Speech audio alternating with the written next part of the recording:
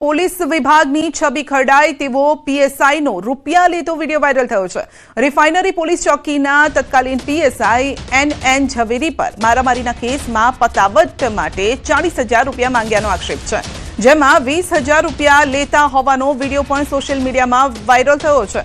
મુસ્તફા ઉર્ફે ઇનાયત ઇબ્રાહીમ ખાટકી દ્વારા આક્ષેપ કરવામાં આવ્યો છે। જાન્યુઆરી 2025માં અકબર નામના વ્યક્તિ સાથે થયેલા ઝઘડાના મામલે પોલીસે પૈસા પડાવ્યા હતા। ઉલ્લેખનીય છે કે ઇનાયત ખાટકી અગાઉ ગૌમાંસ વેચાણના ગુનામાં પાસા હેઠળ જેલમાં હતો અને 1 મહિના પહેલા જ મુક્ત થયો હતો। ત્યારબાદ તેણે આ વિડીયો વાયરલ કર્યો હોવાનું સામે આવ્યું છે અને સમગ્ર મામલે પોલીસ કમિશનરે તપાસના આદેશ આપ્યા છે। ઝોન 1ના ડીસીપીને તપાસ સોંપવામાં આવી છે। देख मैंने 50 बोला, इनने बोला कि साहब मेरा जा 40 ही कर दे, बस 25 अभी बोल रहा हूँ, 15 बोलो वो औरतें आवे तब अभी 20 तो दे रहा है ना, वो औरतें आवे तब 20 दे देना।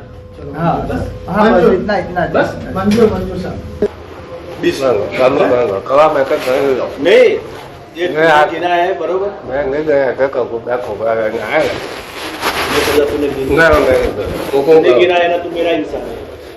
कवा को मैं ना कर दो उनपे किसी पे नहीं, तेरे पे भरोसा करो। आगो मगर मैं काका आगो काका फेવામાં ગયો। પહેલા મહિનામાં 14 તારીખે આપણા જોડે ખોટી રીતે કેસ કરીને પોલીસ વાળાઓ આપણને ફસાવેલા અને સામેવાળા વ્યક્તિના પૈસા બધે વહીવટદાર દારૂ પેટ્રોલના ધંધાથી એ લોકોને પોલીસ વાળાની સાઠગાંઠ હોવાથી પોલીસ વાળાએ મને ફસાયા હતા અને મને ધમકી બી આપી હતી ટાઈમ પર કે હું તને અહીં રહેવા નહીં દઈએ, ખોટી રીતે ફસાઈશું। તો 10મા મહિનામાં 19 તારીખે મને ખોટા કેસમાં ફસાયો કે ગાયનું બ્લડ કઈથી લાવીને ઉમેરી અને મને ફસાયા। ગાયનું બ્લડ હોય તો મને ફાંસી ચડાવી દે કે ગમે તે કરે। અમે રજૂઆત તો મેં આખી લગભગ 20 થી 25 અરજીઓ નાખી છે પણ કશું આ થયું નથી અરજીઓથી। વધુ અપડેટ મેળવીશું સંવાદદાતા હાર્દિક પાસેથી। જી હાર્દિક, ખાખીને લજવતો આ કિસ્સો સામે આવ્યો।